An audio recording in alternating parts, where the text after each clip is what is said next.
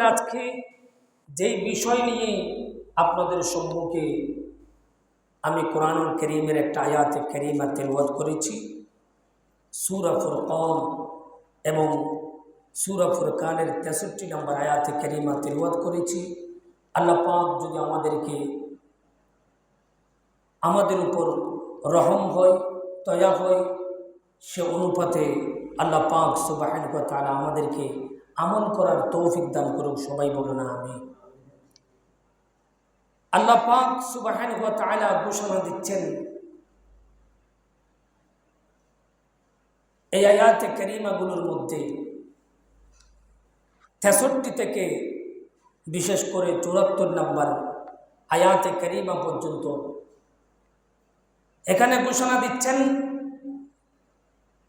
হে আমার বান্দারা, তোমরা যদি আদর্শবান হিসেবে আমি আল্লাহর দরবারে গ্রহণযোগ্য হতে চাও, তাহলে তোমাদের কিছু করণীয় রয়েছে। করণীয়দের মধ্যে এখানে 13টি করণীয় আল্লাহ পাক সুবহানাহু ওয়া তাআলা আল্লাহর কাছে যারা আদর্শবান লোক হবে তাদের কথা বর্ণনা করেছেন। জোরে বলুন সুবহানাল্লাহ। আমরা আমাদের সমাজের মধ্যে আদর্শবান ছেলে চাই, আমাদের সমাজ রক্ষার্থী, পরিবার রক্ষার্থী আদর্শবান মানুষ চায়। আল্লাহ পাক সুবহানাহু ওয়া তাআলা ঘোষণা দিচ্ছেন, হে আমার বান্দারা, তোমরা যদি আমি আল্লাহর দরবারে যদি আদর্শবান হিসেবে গ্রহণযোগ্য হও, তাহলে তোমার কারণে সমাজ পরিবর্তন হয়ে যাবে, তোমার কারণে দেশ পরিবর্তন হয়ে যাবে, তোমার কারণে সব কিছু তুমি চেঞ্জ করে দিতে পারবে, মানুষকে আমি আল্লাহর দিকে ধাবিত করে দিতে পারবে। জোরে বলুন সুবহানাল্লাহ। তাহলে আমাদেরকে আল্লাহর কাছে যদি আদর্শবান লোক হতে চায়, আল্লাহ পাক সুবহানাহু ওয়া তাআলা কি করণীয় আমাদেরকে দিয়েছেন সেটা আল্লাহ পাক সুবহানাহু ওয়া তাআলা কোরআনুল কারীম থেকে, কোরআনুল কারীমের মধ্যে এইভাবে বর্ণনা করেছেন, বিসমিল্লাহির রহমানির রহিম وعباد الرحمن الذين يمشون على الأرض حونا وإذا خاطبهم الجاهلون قالوا سلاما। سبحان الله। বলুন আমার আল্লাহ বলেন, এই আমার বান্দারা, তোমাদেরকে আমি আল্লাহ ঘোষণা দিচ্ছি, আমি আল্লাহর দরবারে যদি তোমরা যদি আদর্শবান হিসেবে গ্রহণযোগ্য হতে চাও, আদর্শবান যদি লোক হতে চাও, প্রথম নম্বরে আমি আল্লাহ তোমাদেরকে ঘোষণা দিচ্ছি, সেটা হচ্ছে তোমরা প্রথমে নিজেকে বান্দা মনে করবে, বান্দা বলে দাবি করবে। পৃথিবীর জমিনের মধ্যে আমাকে পৃথিবীর জমিনের মধ্যে আল্লাহ নেতা হিসেবে পাঠাই নাই, মালিক বানিয়ে পাঠাই নাই, আমাকে পৃথিবীর জমিনের মধ্যে আমার আল্লাহ পাঠিয়েছেন বান্দা। বান্দা মানি আল্লাহর আনুগত্য করা, আল্লাহর ইবাদত বন্দেগি করা। জোরে বলুন সুবহানাল্লাহ। বান্দার কাজ হচ্ছে আল্লাহর কি করা? ইবাদত করা।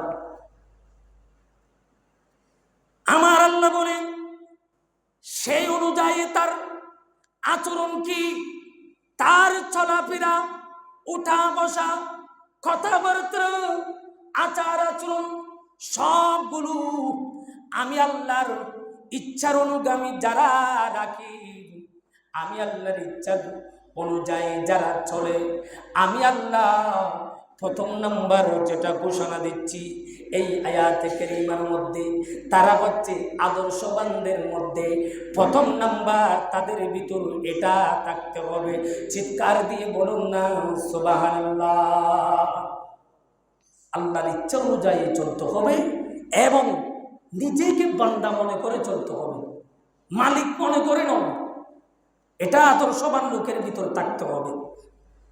দ্বিতীয় নম্বরে আমার আল্লাহ আয়াতে কারীমার মধ্যে যেটা 2 নম্বরে একটা জিনিস নিয়ে এসেছেন, সেখানে হচ্ছে যখন তুমি সর্বদা চলবে, চলাফেরা করবে, এমনভাবে চলাফেরা করবে।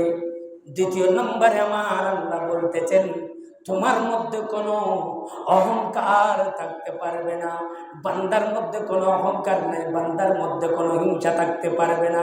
কেননা আমি আল্লাহ তোমাকে অতি অল্প একটা, আমি আল্লাহ তোমাদেরকে অতি অল্প তুচ্ছ জিনিস থেকে আমি আল্লাহ সৃষ্টি করেছি, তোমাদেরকে জয়ীফ থেকে সৃষ্টি করেছি। তার মানে দুর্বল করে আমি আল্লাহ সৃষ্টি করেছি। তার মানে তুমি ক্ষণস্থায়ী নয়, তুমি ক্ষণস্থায়ী, তুমি দীর্ঘজীবী নয়, দীর্ঘজীবী নয়, তুমি হচ্ছ ক্ষণস্থায়ী। পৃথিবীর জমিন থেকে আমি আল্লাহর কাছে চলে আসতে হবে, সেই জন্য তুমি কোনো অহংকার করতে পারবে না। 2 নাম্বার হচ্ছে আদর্শবান মানুষের ভিতর নিরহংকার ভাবে চলাফেরা করতে হবে। এটা হচ্ছে আদর্শবান মানুষের 2 নম্বর, আল্লাহ পাক সুবহানাহু ওয়া তাআলা 2 নম্বর নির্দেশনা দিয়েছেন। এরপরে আমার আল্লাহ বলেন 3য় নম্বর হচ্ছে, আমার বান্দারা, এমন কতগুলো মানুষ রয়েছে পৃথিবীর জমিনের মধ্যে যারা হচ্ছে জাহেল। খাতাবাহুমুল জাহিলুনা ক্বালু সালামা। আমার আল্লাহ বলেছেন, বান্দা তুমি যদি পৃথিবীর জমিনের মধ্যে যদিও বা জ্ঞানবান হয়ে থাকো, যদিও বা তুমি জ্ঞানী হয়ে থাকো, তোমার মধ্যে সম্মানবোধ রয়েছে। যারা নেককার বান্দা তাদের মধ্যে সম্মানবোধ রয়েছে, যারা নেককার ইমানদার বান্দা তাদের মধ্যে আল্লাহর ভয় রয়েছে, তারা প্রতিটা কদমে কদমে আল্লাহকে স্মরণ করে চলে। তাদের ব্যাপারে এমন কতগুলো জাহেল রয়েছে যেগুলো বলবে, তাদেরকে কটাক্ষ করে কথা বলবে, তাদেরকে অসম্মান দেখিয়ে কথা বলবে, তাচ্ছিল্য করে কথা বলবে। তাদের আচরণে যেন আমার আল্লাহ বলে শান্তভাবে অবলম্বন করে, তাদেরকে যেন শান্তভাবে বোঝায়। তার মানে দ্বীন ইসলামের মধ্যে, আমার আল্লাহর আদর্শের মধ্যে, আমার আল্লাহ যে আদর্শ আমাদেরকে দেখিয়ে যাচ্ছেন সেটার মধ্যে ঝগড়া নাই, সেটার মধ্যে ফ্যাসাদ নাই, সেটার মধ্যে মারামারি নাই। তোমাকে মারলেও তোমার থেকে শান্ত হয়ে যেতে হবে। তাকে কলু সালামা বলেছেন, জোরে বলো সুবহানাল্লাহ। আমার আল্লাহ সালামা সেটার জন্য বলেছেন। তুমি একেবারে নরমাল হয়ে যাবে। তোমাকে কটাক্ষ করতে পারে, তোমাকে তাচ্ছিল্য করতে পারে, তোমাকে বিভিন্নভাবে হেনস্থ করতে পারে, এরপরও তুমি কিছু বলতে পারবে না। কেন? কারণ তুমি যদি আমি আল্লাহর দরবারে আদর্শবান মানুষ হতে চাও, তোমার কিছু বলা চলবে না। এটা 1 নম্বর আয়াতে, 63 নম্বর আয়াতে কারিমা থেকে সূরা ফুরকানের এই 3টা আল্লাহ পাক সুবহানাহু ওয়া তাআলা আমাদেরকে দিক নির্দেশনা দিয়েছেন। এরপর আমার আল্লাহ 64 নম্বর আয়াতে কারিমার মধ্যে আল্লাহ পাক সুবহানাহু ওয়া তাআলা এভাবে বলছেন, ওয়াল্লাযীনা ইয়াবিতুনা লিরাব্বিহিম সুজদান ওয়া কিয়ামা। আমার আল্লাহ বলেন, বান্দারে তোমাকে 4 নম্বর যেটা আমি শর্ত আরোপ করতেছি আদর্শবান মানুষ হওয়ার জন্য, তোমার থেকে যে কাজটা করতে হবে বান্দা, আমার বান্দা, নিশিরাতে তুমি গভীর ঘুম থেকে উঠে, নিশিরাতের মধ্যে উঠে জাগরণ হয়ে আল্লাহর ইবাদতের মধ্যে মগ্ন হয়ে যাবে, তাহাজ্জুদের মধ্যে মগ্ন হয়ে যাবে। যত বড় তোমার কাছে মুসিবত আসুক না কেন, আমি আল্লাহর দরবারে ওই মুসিবতের সমাধান রাত জাগরণ করে চাইবে। আমি আল্লাহ ঘোষণা দিচ্ছি, ওই বান্দাকে আমি আল্লাহ আদর্শবান লোক হিসেবে গ্রহণ করে ফেলবো। জোরে বলুন সুবহানাল্লাহ। রাত জেগে জাগরণ করতে হবে। আমরা তো দিনের, এখন প্রশ্ন হচ্ছে আমরা দিনে যেগুলো 5 ওয়াক্ত নামাজ এগুলো যথাযথভাবে আদায় করতেছি না, তো আমরা তাহাজ্জুদ করতে কি পারবো? আর আপনি যদি 5 ওয়াক্ত নামাজ না পড়ে যদি তাহাজ্জুদ যদি কিয়ামত পর্যন্ত পড়েন, সেটার কোনো ফল হবে না। সুতরাং তাহাজ্জুদ নামাজ তখনই আপনার ফল দেবে যেটা আপনি যদি 5 ওয়াক্ত নামাজগুলো যদি আদায় করেন। এরপর আমার আল্লাহ বলেন, ওয়াল্লাযীনা ইয়াকুলুনা রাব্বানা সরিফ আন্না আযাব জাহান্নাম ইন্না আযাবাহা কানা গরামা।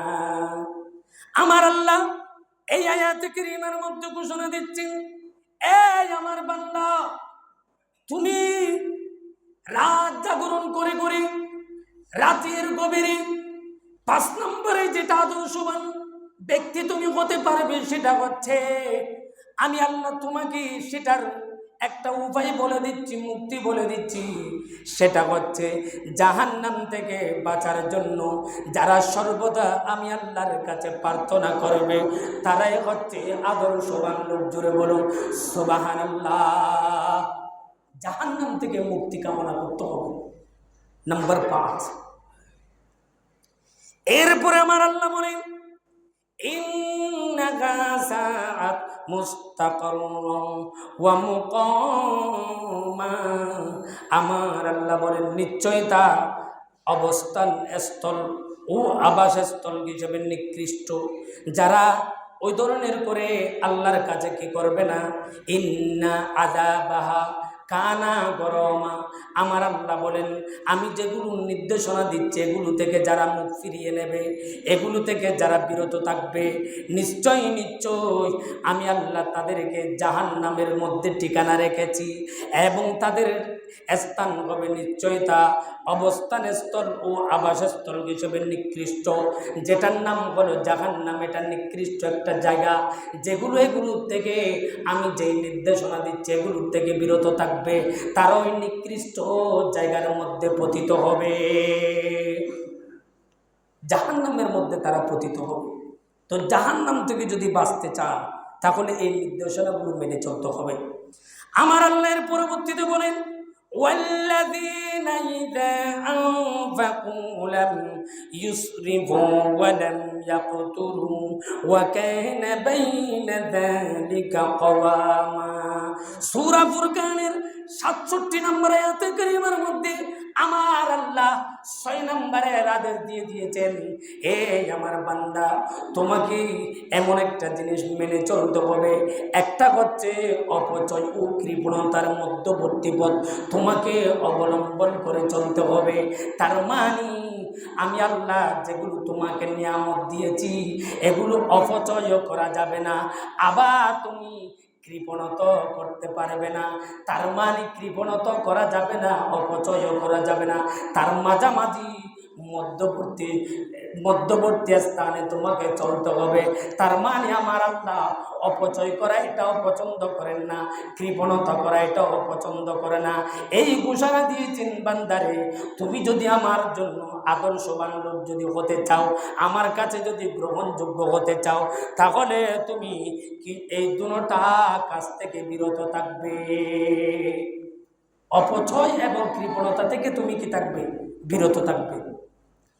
এরপর আমার আল্লাহ বলেন والذين لا يدعون مع الله إلها آخر ولا يقتلون النفس التي حرم الله إلا بالحق ولا يزنون ومن يفعل ذلك يلقى أثاما।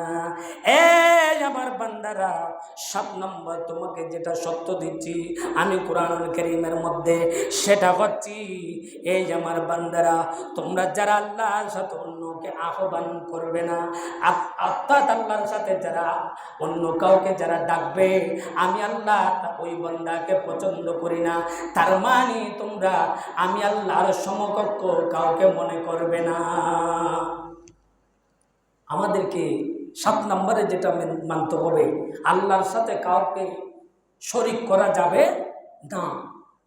এরপর আমার আল্লাহ এই আয়াতে কারীমার মধ্যে আমার আল্লাহ ঘোষণা দিচ্ছেন, এ আমার বান্দা ওয়ালা ইয়াকতুলুন নাফসাল্লাতী হারামাল্লাহ। আমার আল্লাহ বলেন অন্যায়ভাবে তুমি মানুষ হত্যা করবে না। এ বান্দা শুনে নাও, অন্যায়ভাবে মানুষ হত্যা করা এটা হচ্ছে কবিরা গুনার মধ্যে একটা গুনাহ। এগুলোর থেকে তুমি বিরত থাকবে। এরপরে যেটা আমার আল্লাহ বলেছেন, এ আমার বান্দা সেটা হচ্ছে ওয়ামান ইয়াফআল যালিকা ইয়ালকা আসামা। আমার আল্লাহ ইল্লা বিল হাক্কি ওয়া লা ইয়াজনু। আমার আল্লাহ বলে, বান্দারে তোমরা ব্যভিচারের মধ্যে লিপ্ত থাকবে না, জুলুমের মধ্যে লিপ্ত থাকবে না, অন্যায় কাজের মধ্যে তোমরা লিপ্ত থাকবে না, জেনার মধ্যে তোমরা লিপ্ত থাকবে না। এগুলো থেকে তোমরা যদি বিরত থাকতে পারো, আমি আল্লাহ তোমাদেরকে আদর্শবান লোক হিসেবে গ্রহণ করব। চিৎকার দিয়ে বলুন না সুবহানাল্লাহ।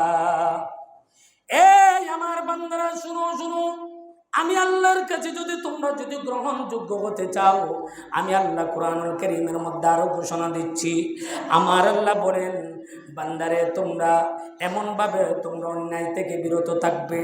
68 নম্বর আয়াতে কারীমার মধ্যে বলছেন, আমার আল্লাহ ব্যভিচার থেকেও বিরত থাকতে বলছেন, এবং শিরিক বিদআত মন্দ মেলা ও মজলিস থেকে যোগদান করে না এবং মিথ্যা সাক্ষ্য দেয় না। আল্লাহ পাক সুবহানাহু ওয়া তাআলা বলছেন, যেগুলোতে শিরিক করা হয়, যেগুলোকে বেদাত করা হয়, যেই মজলিসের মধ্যে মন্দ কথা বলা হয়, যেই মজলিসের মধ্যে মিথ্যা সাক্ষ্য দেওয়া হয়, ওই ধরনের মজলিসের মধ্যে তোমরা যোগদান করতে পারবে না। ওই ধরনের মজলিসের মধ্যে যারা যোগদান করবে তারা আমার আদর্শবান লোক নয়। আর যারা যোগদান করবে না, তারা যারা মেনে চলবে, তারা হচ্ছে আদর্শবান লোক। জোরে বলুন সুবহানাল্লাহ। সালাতুন ইয়া রাসূলুল্লাহ আলাইকুম।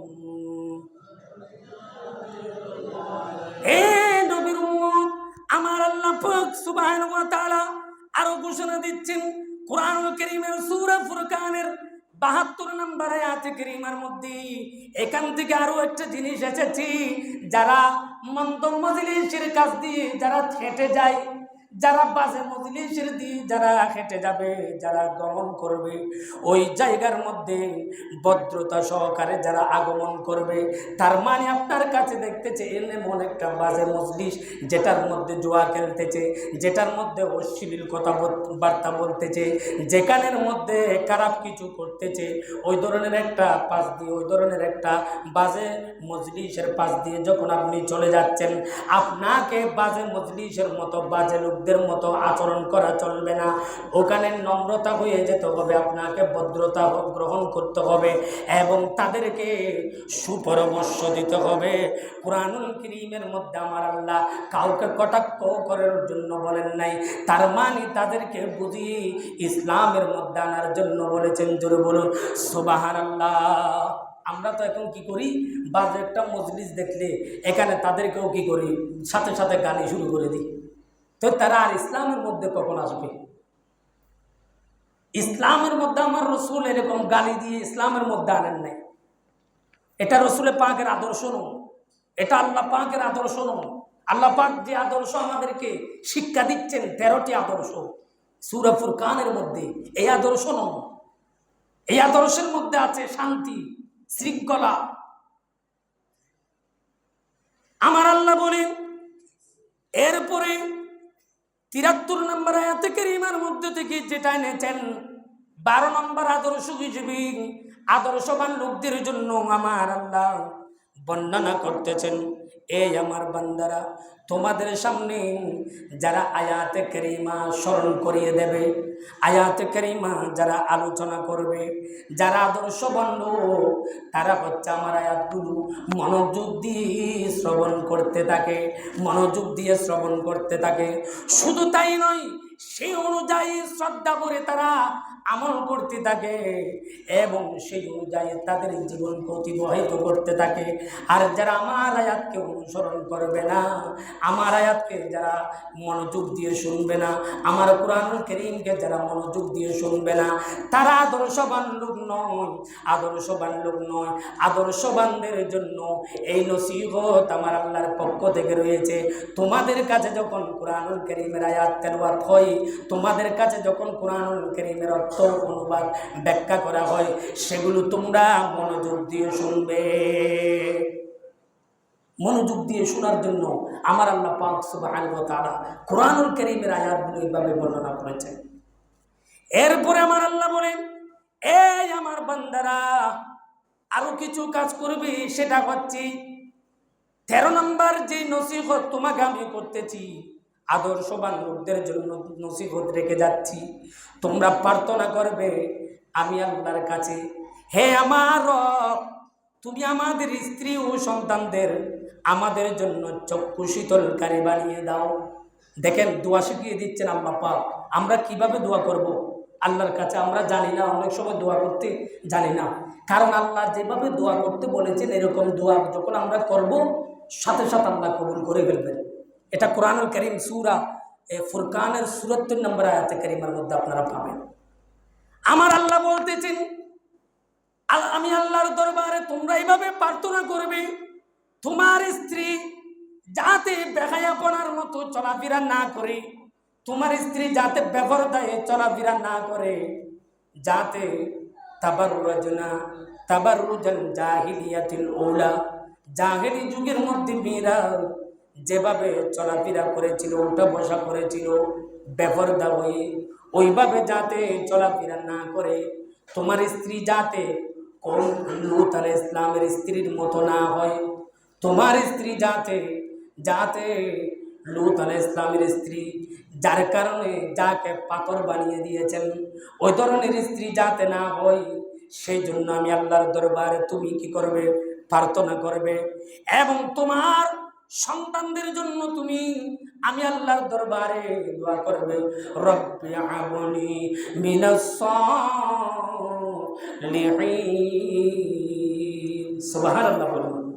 আমার আল্লাহ ঘোষণা দিচ্ছেন তোমার সন্তান দ্বারা যাতে তোমাকে পৃথিবীর জমিনের মধ্যে যাতে বেইজ্জতি না হয়, হতে না হয়, অসম্মানী যাতে হতে না হয়, সেই জন্য তোমার সন্তানের জন্য তুমি আমি আল্লাহর দরবারে দোয়া করবে, যাতে তোমার সন্তান দ্বারা তোমার মুখ উজ্জ্বল হয়, তোমার স্ত্রী দ্বারা যাতে তোমার মুখ উজ্জ্বল হয়।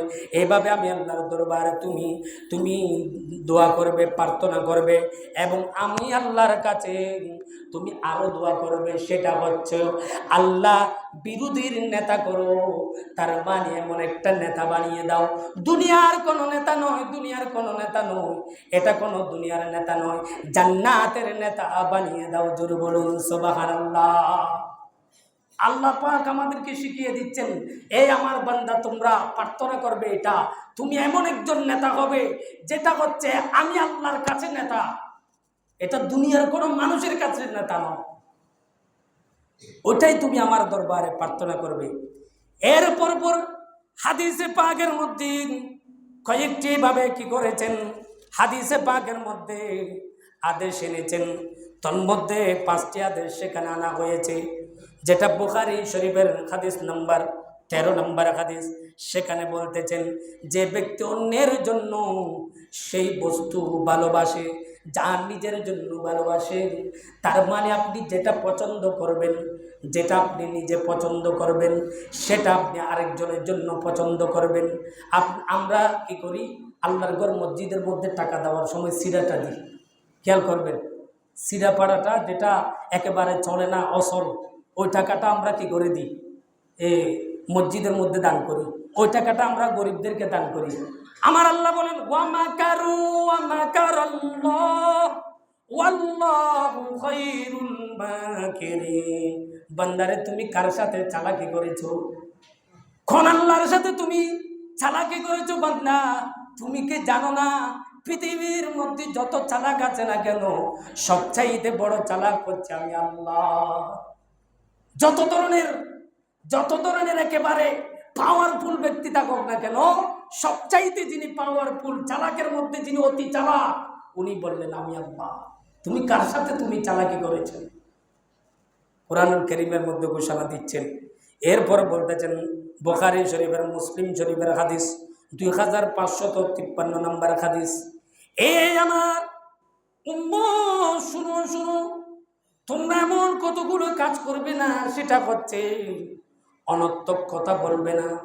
অনর্থক কোনো মজলিসের মধ্যে যদি অনর্থক কথা বলো, তোমার দ্বারা এমন কতগুলো কথা বের হয়ে যাবে যেগুলো আল্লাহ পছন্দ করেন না, যেগুলোর দ্বারা আল্লাহ তোমার কাছে এমন নাফরমানিমূলক তোমার কাছ থেকে কথা বের হয়ে যাবে যেগুলো আল্লাহ পছন্দ করেন না, রসুলের পাক পছন্দ করেন না, এগুলোকে আল্লাহ পাক ভালোবাসেন না।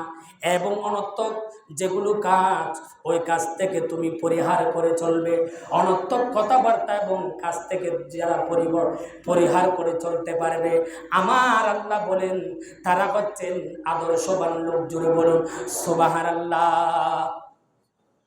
এটা রসুলের পাক হাদিসে পাকের মধ্যে আল্লাহ যেগুলো বলেছেন এগুলোর মধ্যে আবার 5টা ব্যাখ্যা এনেছেন।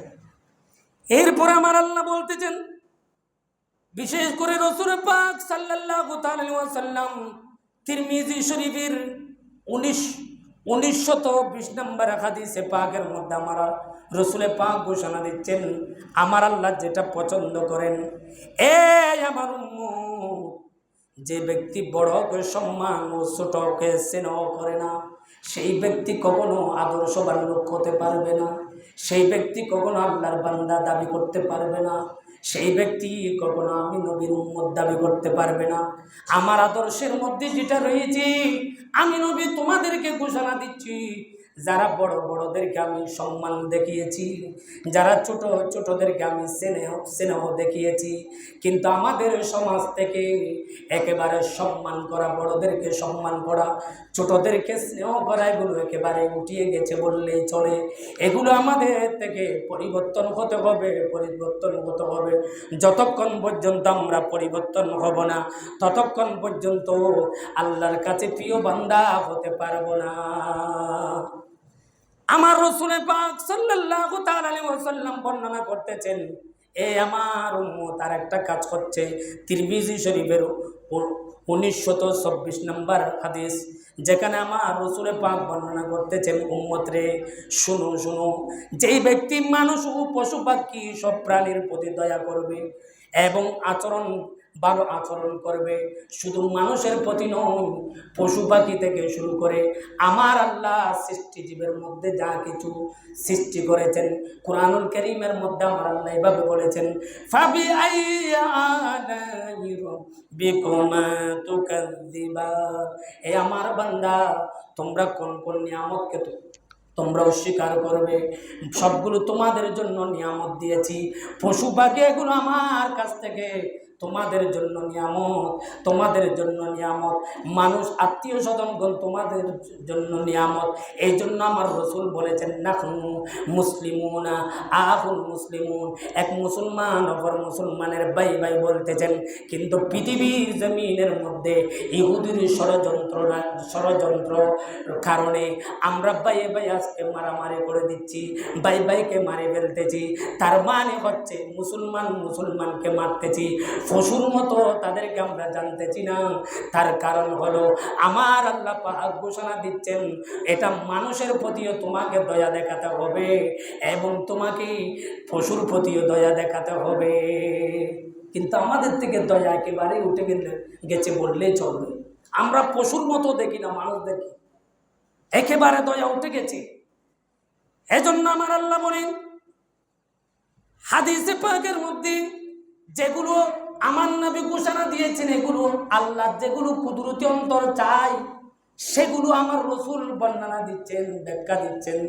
আল্লাহ কোন মানুষকে আদর্শবান হিসেবে গড়ে তুলবে, আদর্শবান হিসেবে আমার আল্লাহ গ্রহণযোগ্য করে নেবে, আমার আল্লাহ এভাবে এই মানুষগুলোকে আদর্শবান মানুষ হিসেবে গ্রহণযোগ্য করবে।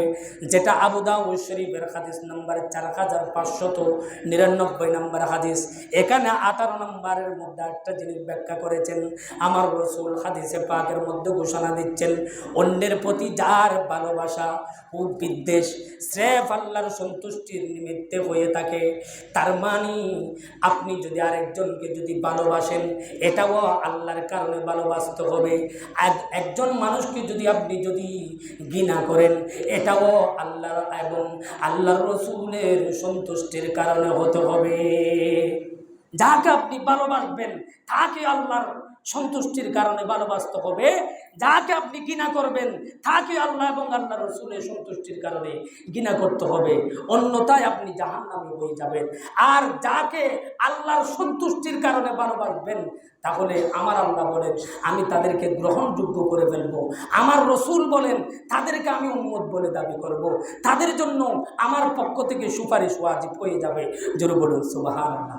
কারণ রসুল পাকও বলেছেন, আল্লাহ পাকও কোরআনুল কারীমের মধ্যে বলেছেন দুজন যেখানে রাজি আছে সেখানে, তাহলে বোঝা যাচ্ছে যে ওই বান্দার জন্য কোথাও আর কি হবে না, ঠেকা হবে না, কবরেও তাদের জন্য কোনো মুসিবত হবে না, আখিরাতের মধ্যেও কোনো মুসিবত হবে না। এই আদর্শগুলো যদি আমরা আমাদের মধ্যে যদি থাকে তাহলে আমরা আদর্শবান হিসেবে আল্লাহর কাছে গ্রহণযোগ্য হব। আল্লাহ পাক সুবহানাহু ওয়া তাআলা এগুলো আমাদেরকে মেনে চলার যথাযথভাবে সেই তৌফিক দান করুক। ওয়া আখিরু দাওয়ানা আনিল হামদুলিল্লাহি রাব্বিল আলামিন। আসসালামু আলাইকুম।